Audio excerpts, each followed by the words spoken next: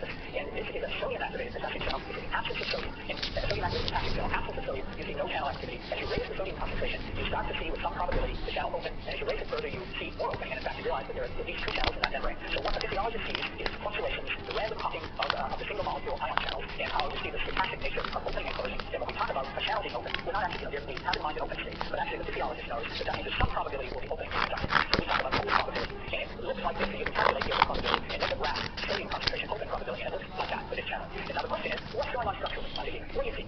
And let's develop this again. And I'll just say that electron microscopy enables this experiment. Because in crystallography, you couldn't do it. Crystallography, you could do the kind of thing I just showed you. You could solve the structure of a channel in the absence of the ligand, you could solve it in the presence of the ligand, and you could get different combinations, and you could show the kind of movie I showed you of a warp between the open and closed. But, what does that mean in terms of the fluctuations? And what does that mean in terms of the number of conformations that might happen in between that closed and open state? So that's what we're after here. In crystallography, you couldn't do it because a good crystal requires an identity of what's in a given cell, which generally implies an identity of structure under a given condition. Whereas in a cryo-EM experiment, you're actually taking your proteins spread out in solution, not touching each other, and in an extent, you should be able to get the structure, all the structures that are present in the population of proteins. So in principle, you should be able to do a titration of the structure, and that's what we're after here.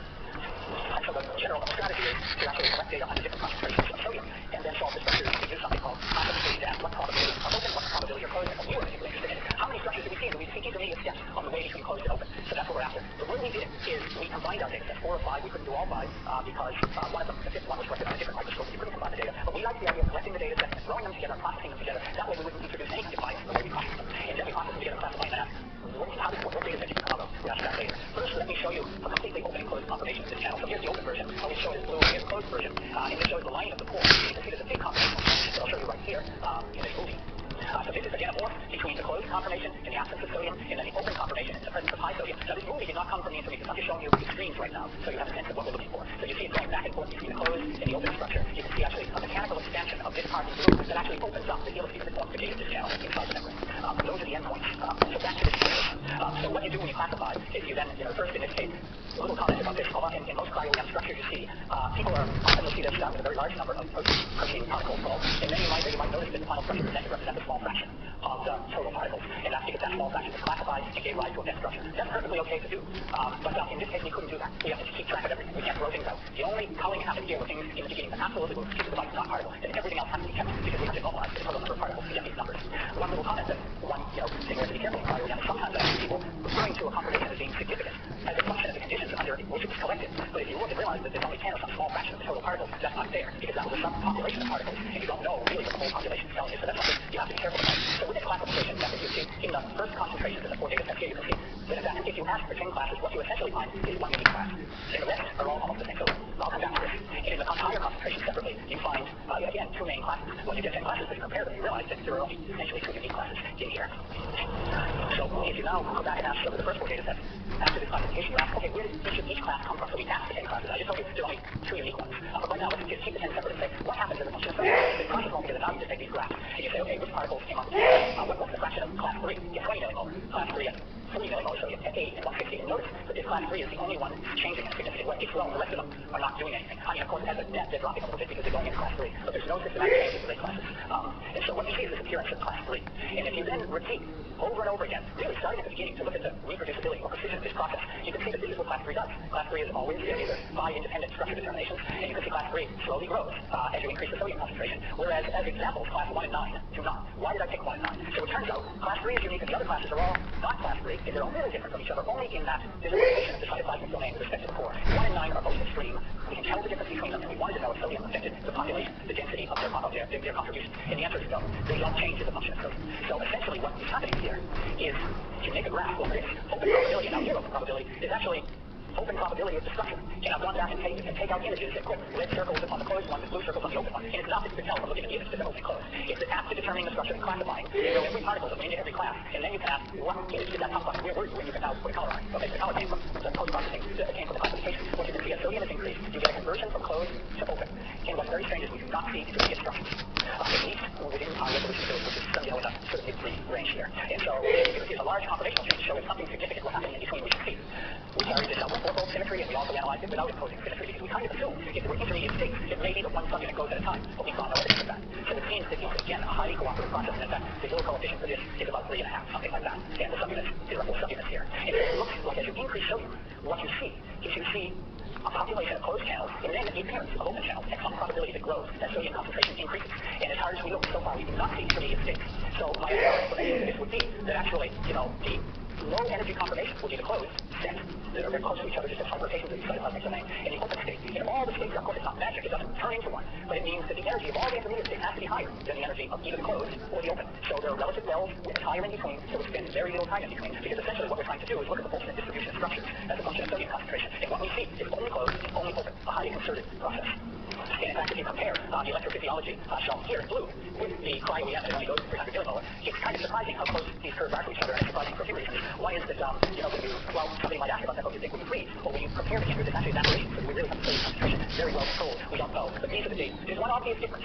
The black curve is clearly going to 1. I think if we went to 600 millimolar sodium, we'd be up close to 1. Here, we clearly are not going to 1. And so there is a discrepancy at the asymptote point of these. And what that discrepancy must mean is that within the set of channels that we define as open, because they've undergone a large conformational change, there are small differences that we don't see that cause them not to conduct.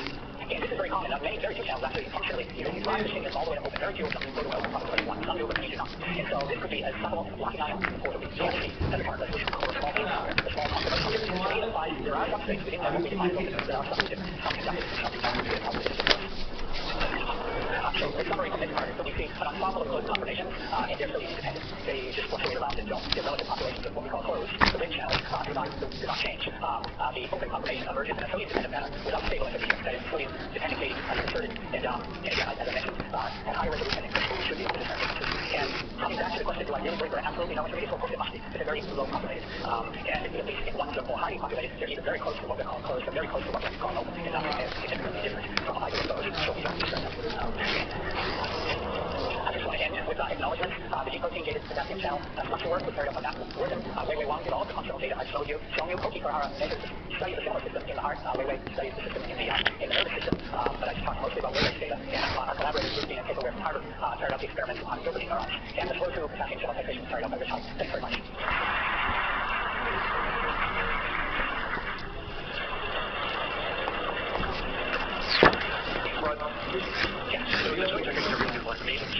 Structural correlate of the concerted opening. I'm wondering if you were to sort of make a hypothesis as to what an intermediate might look like. As to what? A hypothesis as to what an intermediate might look like. If you were suggesting that one opening was pre-closed, is it possible for me to sort of hypothetical model and then go back to the data set and see if that's just what you bring out? You could do that. So the question is, actually I'd have to restate the question. Of course, intermediates have to occur because it gets from closed to open. So they do occur, but they're very rare, obviously, because we don't see them. So they're very underpopulated compared to what we do see. Because they're at a higher energy. And then the question is, what must they look like? So it turns out if you try to open this thing, if you try to open one supplement at a time, you do run into some problems because, in a sense, the way the helices wrap around each other, it's hard to move one without moving all of them. So it seems that if time like F is, it would have to eat its way up. Not that one subunit can snap all the way, and then a second, then a third, maybe in some order. I think it's got to be a diffusional process where they kind of all open at once because, in a sense, they bump into each other as they open. That's actually the gut structure. We have this beautiful high resolution data. Can you tell us anything about how sodium modulates the channel and also on the same mechanism of bias slow channel? Yeah, so the way I think sodium, sodium is pretty subtle. Sodium is not, so what I'll say is, so the answer is, I don't really know. But what I do know is sodium, recall that the cytoplasmic domain rotates and causes a twisting of the helium aggression that kind of opens the helical bundle that makes the gate. Sodium is bound at that interface between the cytoplasmic domain and those helices, and it makes very specific what we call structural interactions. And in my view, sodium tightens up, so it basically better transfers the rotation of the cytoplasmic domain to opening of the helices that make the gate. So I think that's what's happening, given where it sits. Yes. And then how does that connect to the flow-through with the sodium becoming a similar effect? And I don't think so. And it's because, so as hard as we have looked for where sodium binds in flow-through, we can't see, which is a little bit surprising for the following reason. We've also determined structures at quite good resolution of flow 1 in closed and open conformations. That is a cousin of flow-through, but calcium is the activated ligand instead of sodium. And there we see where calcium binds very clearly. 2 sites per subunit, 8 altogether. If we look at the corresponding sites, we actually see density that we found with sodium in one of them, what we call the RCK2 site. But when we mutate it, to make it go away, we still get sodium activation. So we don't know, and I think sodium works, notice it was a very low affinity. It takes a lot of sodium opens that channel. It takes a lot. So I think it's probably multiple low affinity sites. That's why we don't see it. But it's working on this gating structure that kind of has this very specialized motion that is almost the same as the calcium and sodium activated one, but it's very different than the rotation that happens in the circuit. Yeah. Thank you for your work. I was wondering in the third channel that you're referring to, are you talking about the 4x2 or into any other way? I'm talking, so that's a good question. All of them, we've looked at a lot of substituted hits, and many of them activate. But it's really interesting because many of them activate with not only different affinities, but different maximum values. It's a whole kind of bunch of data that we have not published. But the one that we're talking about here is just 4 5. So yeah, but the other hits have interesting effects, and in fact, some are competitive on this one. They bind but don't activate. And you can only study it by mixing and evaporating. regulation in a way no one knows right now. Yeah. Does it share any homology with any other symptomatic proteins? For example, like PH glutine, things like that? Yes, what? Typically, they combine through PH glutine, so does it have similar structure like that? The structure is quite different. The PIC binding site is quite different in the growth channel. So in a few of them, we have very nice structures of PIC2 bound, like this one and one called KR2. And it's a different mode of binding. Yeah. Yeah.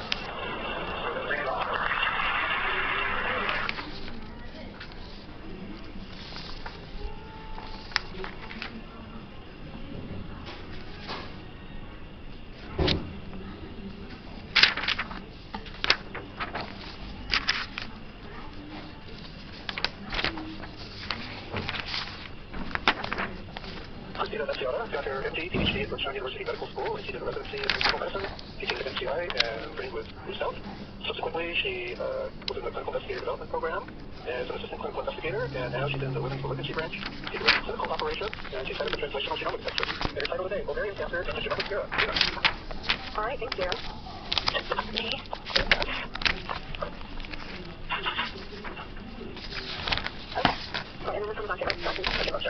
Okay, so today I'll talk to you about ovarian cancer. So this lecture is going to be, the beginning will be about ovarian cancer in general, and then I'll go into what we have known about some of the molecular aspects of ovarian cancer, and then I'll finish with some of the research that we're doing right now. What is genomics? So genomics is, in my opinion, the study of the whole genome. So this is chromosome, gene expression, and global analysis of molecular aberrations of genome, of genetics, and not just individual of genes. So we can think of the genomics era actually as starting back in 1959 when Noel and Horniford studied the chromosomes to identify recurrent genetic abnormality in patients with a type of chronic leukemia. And it was the Philadelphia that called this genomic abnormality. They called this the Philadelphia chromosome. So this is the Philadelphia chromosome. They actually found this first thing. You can see here, this is an abnormal pivot of a chromosome here, marked by the arrow. And they found that this was recurrent, and this occurred in pretty much everybody who had chronic myelogenous leukemia.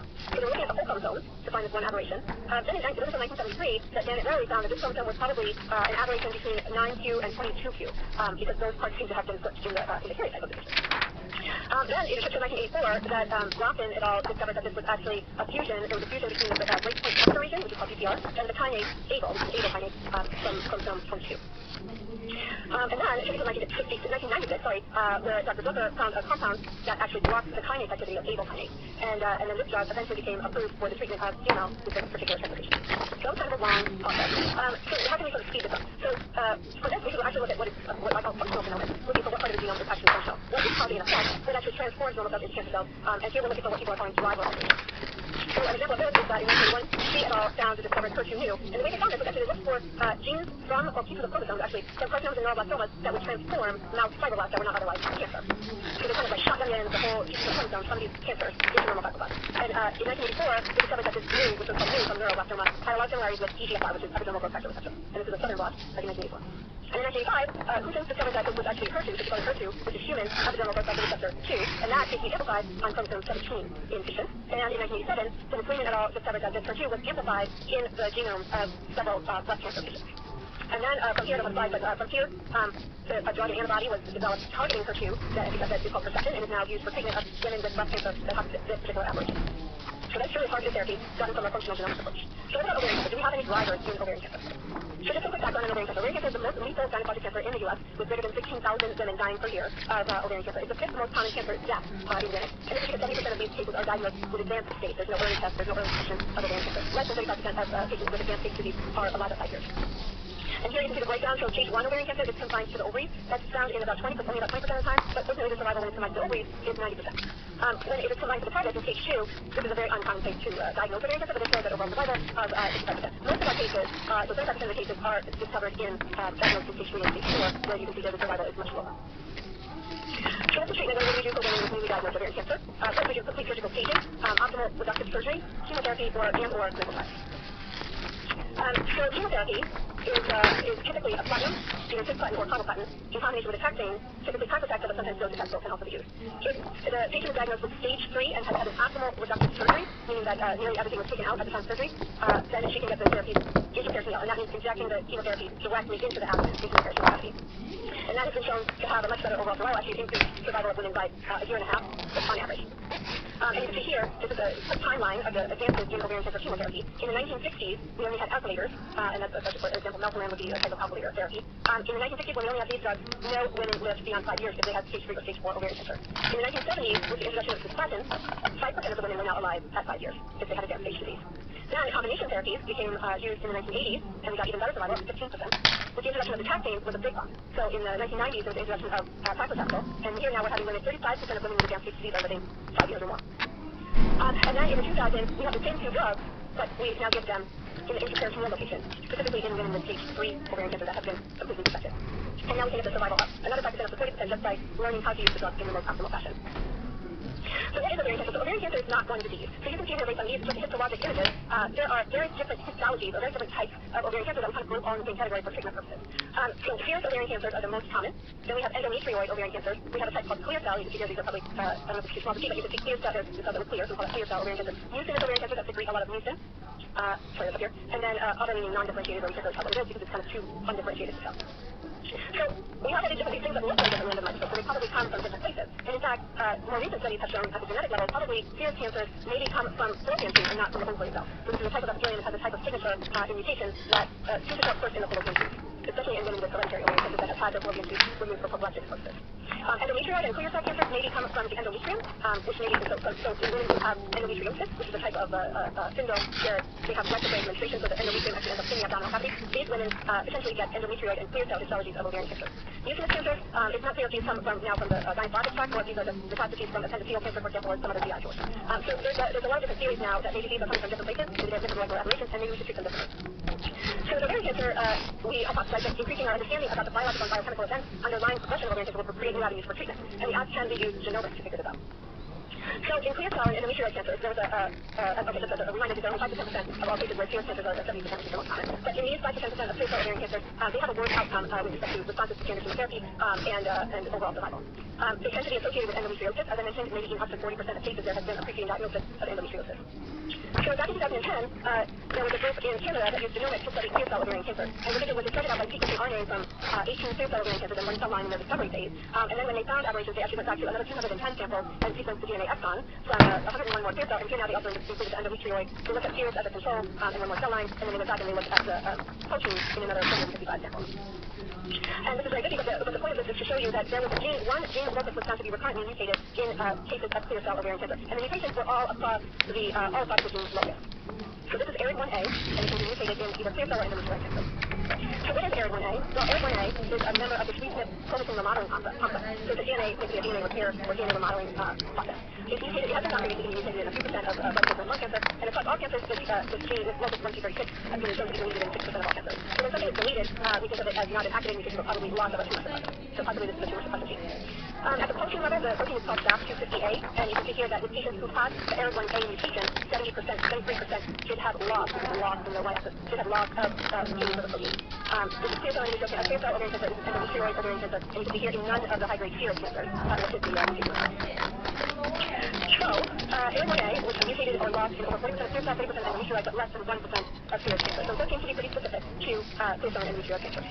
However, it has an unknown oncogenic mechanism. Therefore, we don't have a clear therapeutic utility of it. And so maybe this is a diagnostic utility, but this experiment, if you keep in mind the introduction of this talk, this was not a functional experiment, this was kind of a big overview shot down looking at things. So we did not use a functional approach to identify this. So we're left with maybe a diagnostic marker at this point that's unclear what we're going to do with it from a therapeutic standpoint. Mucinous cancers, I don't have much to say about mucinous cancers. They are very rare, and it's not clear that they are actually from ovarian origin. I just have a couple of slides on mucinous cancer just to show you that, in fact, mucinous cancers here in the bottom have a worse overall survival compared to other types of ovarian cancers associated with standard chemotherapy. The literature was done here actually at NCI by Mark Spence-Buer, and he was the investigator here, and he showed that from the genomic level, so he did gene expression profiling of serous cancers, normal ovarian serous epithelium, that's what OSC stands for, low-grade serous cancers, high-grade serous cancers, and mucinous cancers, and he found that from gene expression signature standpoint, the mucinous cancers all grouped together, whether they were high-grade, low-grade, or whether they were high or low-grade. So the mucinous cancers appear to be a different entity based on global gene expression profiling. From this, actually, in the front of the group, we went ahead and actually made a separate category for mucinous cancers, so now when we're designing large clinical tests, mucinous cancers have their own set of trials, so they're not included with the high-grade serous because of this. That's a question from me. One of the things that came out of this was KRAS, but this is a very small study, and this is still sort of in the hypothesis stage. It's not clear whether KRAS could be a target in mucinous cancers. So what about low-grade serous cancer? So we're showing a little bit more clinical information on low-grade cancer. So we are now considering low-grade serous and high-grade serous to actually be two separate entities, and this is because of some of the molecular findings. So low-grade serous cancers have frequent mutations of KRAS and BRAF. In a study looking at low-grade serous compared to borderline cancers, which are a type of low-grade, compared to high-grade serous cancers, there was KRAS and BRAF mutations found in greater than 60% of these low-grade cancers and no cases of high-grade cancers. So that kind of gives you an idea. It's not just like a continuum from low-grade to high-grade, it's actually two separate entities.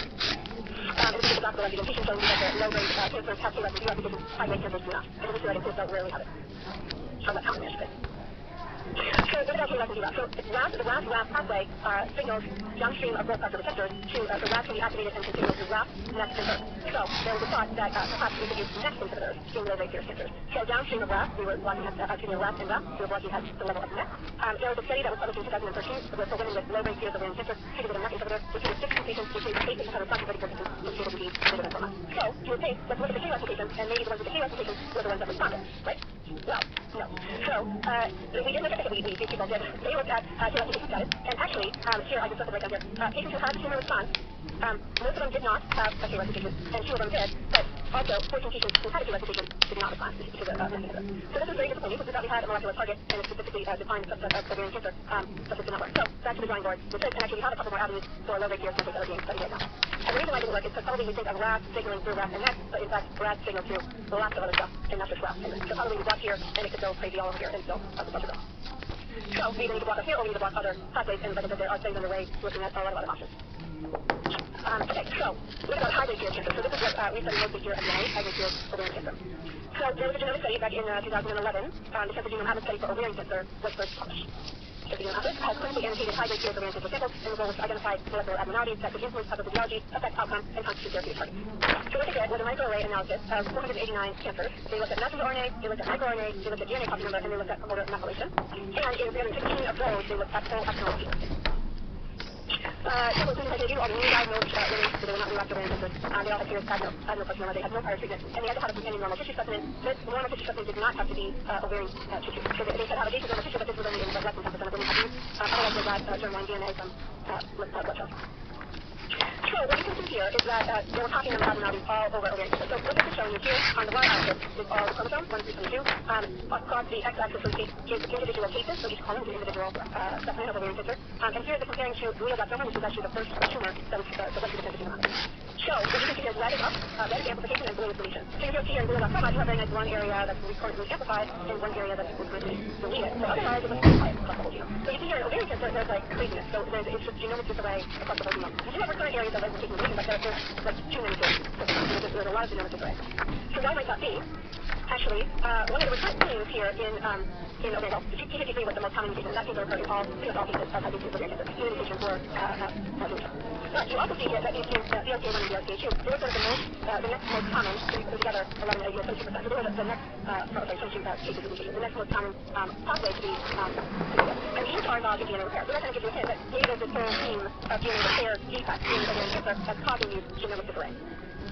So here you can see that this was looking at not only amplification, but they were also looking at methylation here in between. So these were the mutations, and these are the mutations, the green is the methylation, and then here is just down-regulated gene expression. So 30% of the cases appear to have some alteration in the BRCA pathway. And when they looked at the outcome, actually the patients with a mutated BRCA gene had a better overall survival, better response to standard chemotherapy than women with either the methylation or the wild type.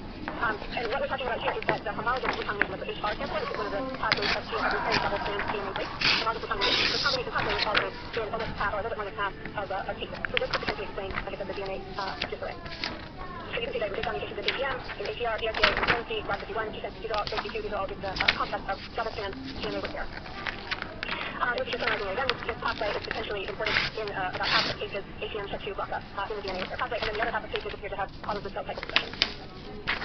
So what next? Are there new therapeutic approaches? Well, in the 50% with the homologous recombination defect, perhaps you can use drugs called PARP inhibitors, and we'll talk about that in the next couple of slides. We can look at commonly deregulated pathways, such as the PARP1 and NOX immune, that might provide opportunities for therapeutic treatment. And what they noted in the Cancer Genome Atlas publication is that they've had inhibitors in the clinic already that exist for 22 genes in these regions of recurrent amplification. So now the game is not looking for one particular gene that's the driver, but maybe we're looking at genes for networks or pathways that can be targeted based on their global effect.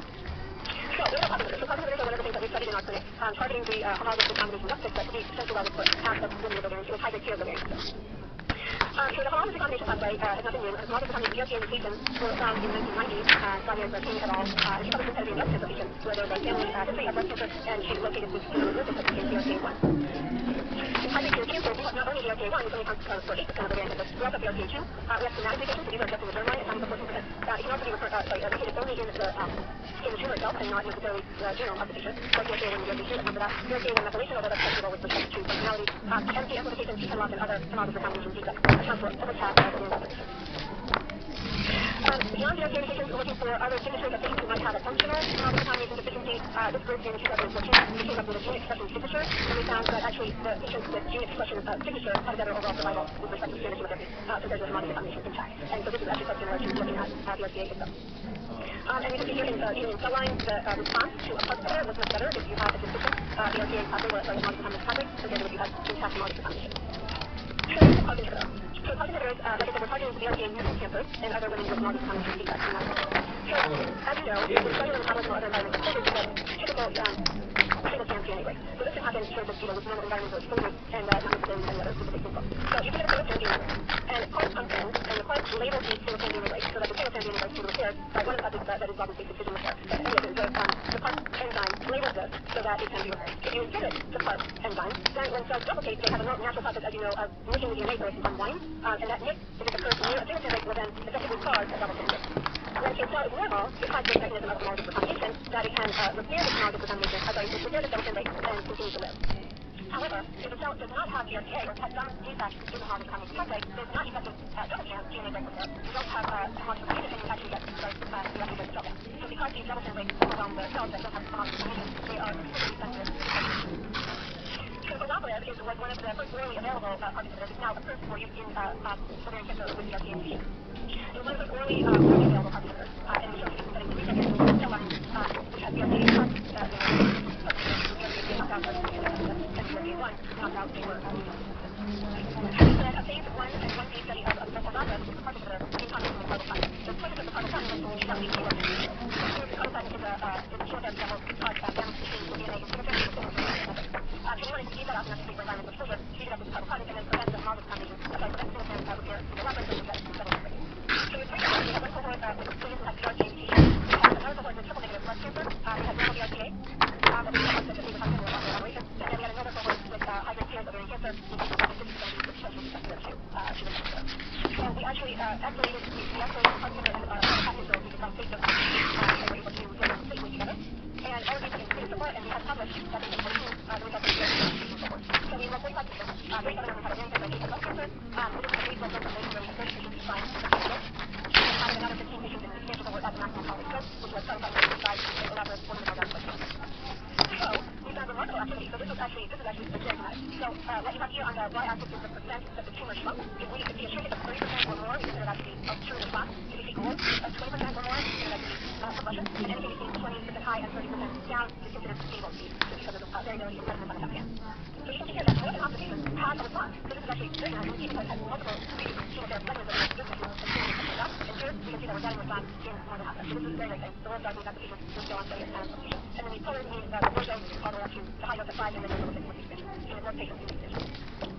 Okay, so that's very exciting. This is a summary. We had no patients who had a complete response. We had 15 patients, 34% had a partial response, 38% of stable disease greater than 4 months, and 6 patients as their best overall response. So the duration is actually also important. So we still actually have patients on the study, and they've been treated for more than 45 days, so more than 4 years. So this is very exciting. So the conclusion was that oral olaparib, which is considered well tolerated in combination with psilocybin, highly active in advanced chemotherapy refractory DRTA mutation cancer, very activity according to higher dose, and proof of concept that the activity and tolerability of genetically defined targeted dose of DRTA mutation cancers. So very exciting stuff for high-grade serous DRTA mutation. What about the new target? So now we're trying to look at what's really from a functional standpoint. The cancer genome atlas, even though it was very extensive, cancer genome atlas was not a functional approach, it was a global survey. So I think we need something functional to figure out what is actually important to cancer. And this is now looking for whether the mutation has actionable mutations, whether this is a very definition. There are various tests out there, either from Paris or Foundation One, that report possible or unlikely benefits based on the literature. There are clinical trials going on to assess mutations in basket. But in these trials, we're looking at functional clearance on weight. They're also sort of, we see if they have a breakthrough on illustrative weight. So this is actually a very interesting article if you want to read it about the definition of actionable mutations. These people are very clever saying that to call it actionable depends in large part on the strength of the data linking the target to the targeted therapy. And for this trial design to work, 2 key conditions must be met. Number 1, the tumor has to depend on the target pathway, and number 2, the target therapy must reliably inhibit the target. So this is like no brainer for if you work in the lab and you know what you do. But when you're trying to take this to patients in a large scale, this is a very tricky area. Achieving both goals can be a matter of some. So I can find truly actionable. What does the cell actually do? So I think, in my opinion, we need a functional experiment, and for this I use functional genomics. And this is just a very brief overview of one of the things that we're doing in my lab. Back in 2006, our former professor actually published that molecular genome to identify targets. And this, so this he created an epicRNA library where he has epicRNAs targeting specific genes and barcodes to identify whether this is a construct of the cell. At this point, they were targeting and the primary target is the functional kinases due to the medium events in the process. So what is the benefit of siRNA library? So you guys are all familiar with that, but I don't know, just to briefly go over it. The siRNA library is an siRNA construct with a barcode. You can inject it into a pool, the pool of siRNA is injected into the killer cells, and then you can turn on the expression, so you can use the or you can use them off, to turn on the detector system, and the receptor is always there, so the off system don't give a button, and the on gives the secret. So, and then what we look for, at the end of the 21-day growth, is siRNA in the ortho that have blocked out of the population with siRNA on, and not in the one that has siRNA off. So we're looking for things that are actually blocking cell proliferation or cell survival. So we start with this, the barcode, and actually using the barcode microwave, and now we use barcode sequencing. So we did this in 4 ovarian cancer cell lines, and 2 cell lines, and 2 non-clear cell lines to look for functional purposes. And what we found was that actually we could find 63 siRNA representing 55 genes that were common to each of the patients.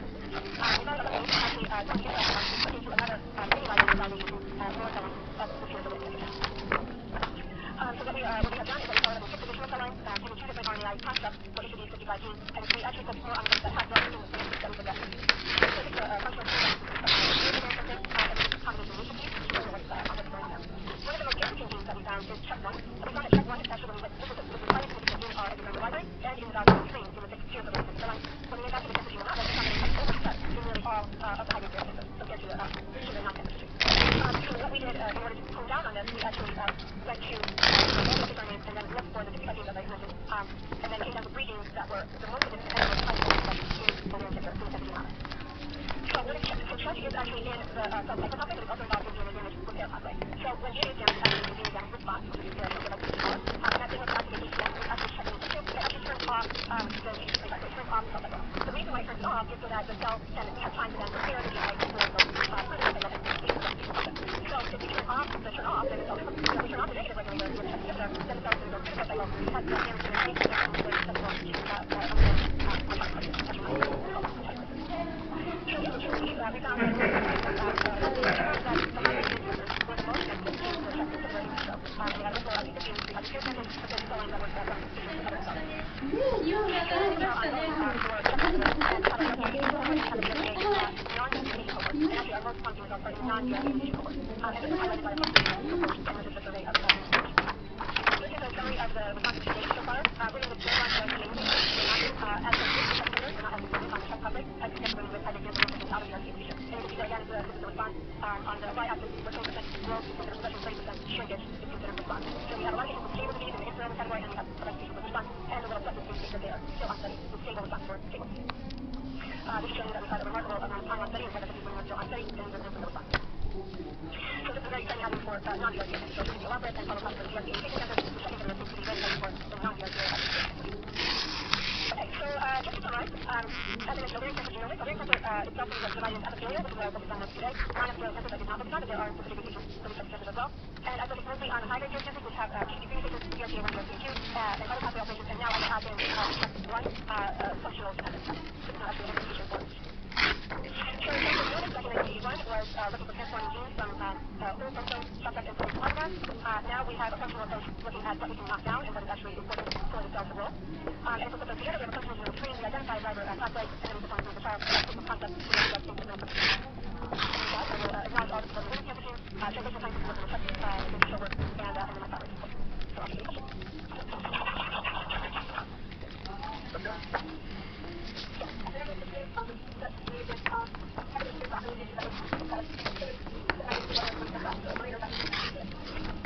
Very, very interesting. So people are definitely working on that, whether it's the TCP or mutation is more special for the other. So far, it's not clear. There might be other, methylations going on in the genome, or other, factors, epigenetic factors that might influence that as well. What we do see is that a lot of people have cancer before they have breast cancer, so it's not exclusively one or the other. So they might have had breast cancer that they found at an early stage, and then had surgery to remove that, and then chemo that so they've been cured, or the breast cancer has been removed at the time that they developed ovarian cancer. So a lot of people do have both. For some reason, the ovarian cancer tends to develop later in life,